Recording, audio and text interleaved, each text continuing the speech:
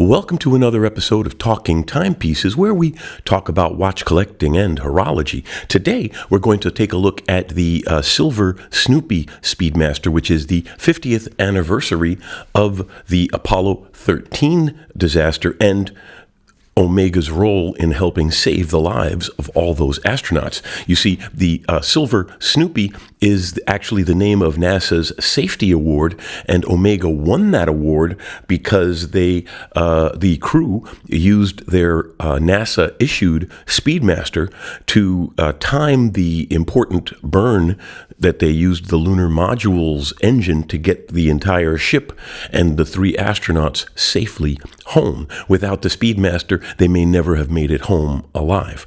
So as a result, Omega won the Silver Snoopy Award, and ever since has been putting them on a series of commemorative watches, and this is the 50th anniversary watch in the series. The event happened in 1970, so a little bit of math. The watch came out almost 5 years ago in 2020, which is the 50th anniversary of the Apollo 13 disaster.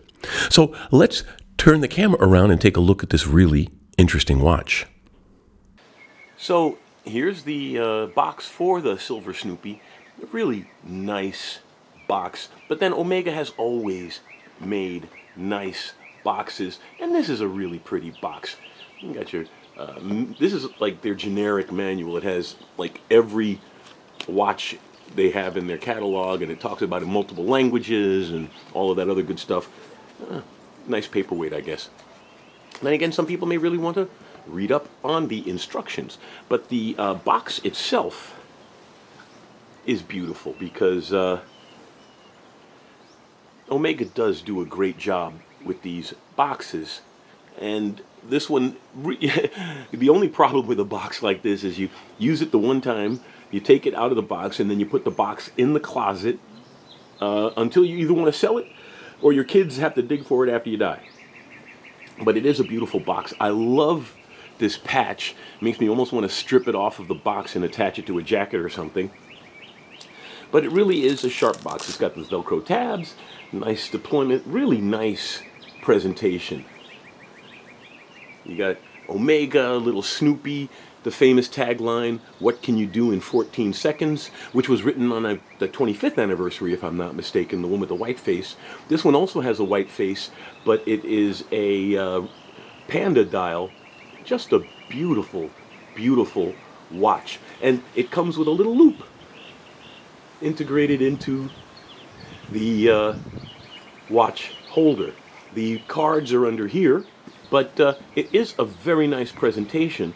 And one of the, I almost missed it. One of the cool things about the box is you pull here,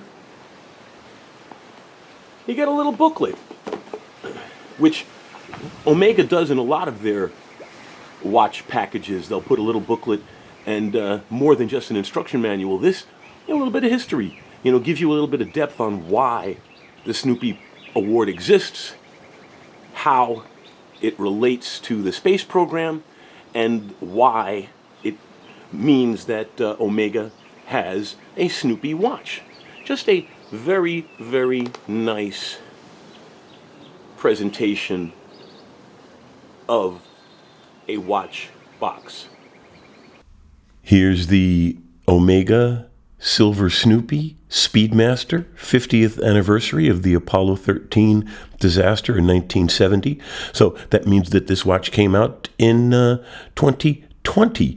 That's 50 years after 1970. So it's pretty easy with an anniversary issued watch to have an idea of what the date of release was. Now, this the Silver Snoopy has a great heritage behind it, of course, because of the Snoopy Safety Award, as I talked about the Apollo 13 disaster, and how the stopwatch on the Snoopy saved the lives of the astronauts because it allowed them to do the 14-second timing burn in order to get home. And this watch is a beautiful example of a great racing chronograph as well, because not only was it used in space, you can tell by the tachymeter, the tachymeter scale, which is a measurement scale for timing speed over a measured interval, kilometer, mile, or whatever. What you start the timer, you end the timer, and where the stopwatch needle stops is your speed in those units. So the Speedmaster was originally created as a racing chronograph, and the astronauts, who are all sports car enthusiasts, wound up using it. And I believe it was Wally Schirra, who was one of the big advocates of the Speedmaster. But one of the important things is the Speedmaster passed all of the NASA vibration, shock, temperature tests and all for space flight.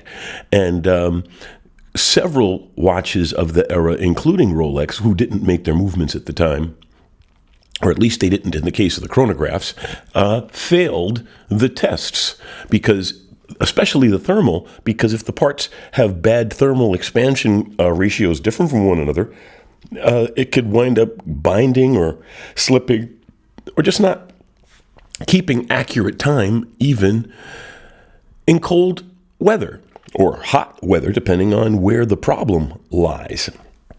As you see, it has a Snoopy on the front of it in a spacesuit, and that is the actual format of the silver Snoopy pin that they issued to the astronauts as part of the Snoopy Safety Award. The astronaut would give that pin when they returned to Earth to the person that best helped keep them safe. So this watch has a tremendous legacy in both NASA as just a working chronograph and in the Apollo 13 disaster as the mechanism helped because they didn't do it all by themselves, obviously, but without the chronograph, it may have been impossible for them to return to Earth safely.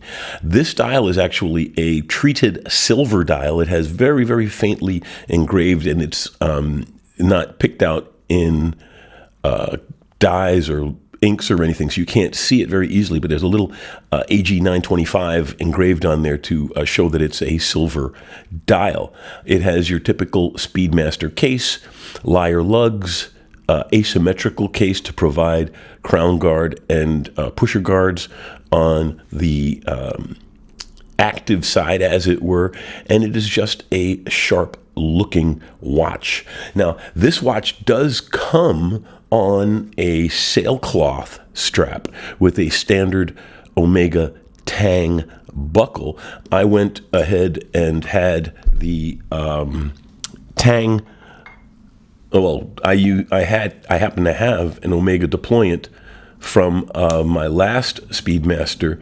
I went and bought a leather and rubber strap and all for my original Speedmaster, and they all fit. But in this case, I had a black leather on the old Speedmaster, because this is a blue and white watch. I went and I had a friend of the show, Sartipi, out of Dusseldorf. He has a line of straps for the Speedmaster that fit, or actually Omegas in general, that fit the deployant buckle. And so I picked a very nice blue with slightly lighter blue stitching that I think fits the watch well. The sailcloth fits the watch well as well, but just felt a little less substantial. It is a very well-made strap. It has a little Omega and mission highlights from the Apollo 13 moon, has reinforced eyelets in the strap. It is a good strap, but I didn't feel it did justice to the watch. And I also went out and picked up the latest Speedmaster bracelet for it, which fits well. If you want to see what it looks like, check out our Fun with Straps episode, which will be coming up soon on this watch as well. Now, one of the highlights of this piece is its back. It has a beautiful, beautiful back, and the back represents, obviously, the Earth and the moon.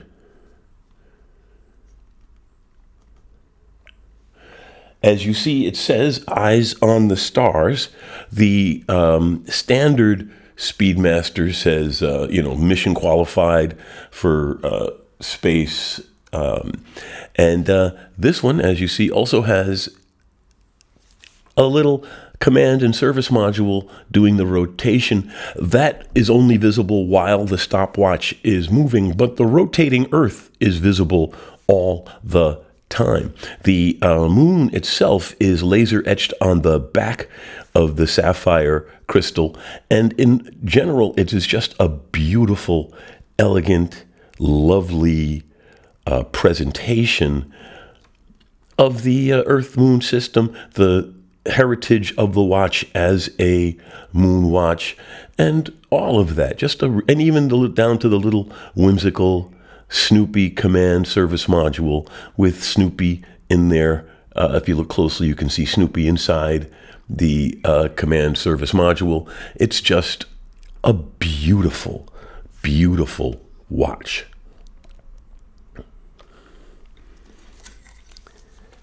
Now, let's take a look at it on the wrist. Let's pull back a little bit more. Take a look at it on the wrist. Wristwatch check. I'm wearing my Nomos Neomatic 42, which is also a very, very nice piece. Really good looking, well made watch. As is the Speedy, the applied indices, the Pipan style dial, just all of the nice things that Omega does to the Speedy to make it a good looking piece. The twisted quote unquote lyre lugs, the back, it's just a breathtaking piece. And on the leather, it looks very nice on the wrist. It is just a sharp looking watch, and it has really nice wrist presence on the leather.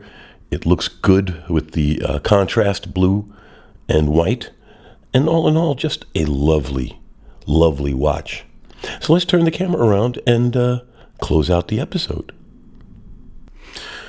So that was the Silver Snoopy Speedmaster, a fantastic watch, a great daily wear, and a very collectible piece. So thanks for taking the time to watch. We really appreciate it. And tell your friends about the channel, and please subscribe.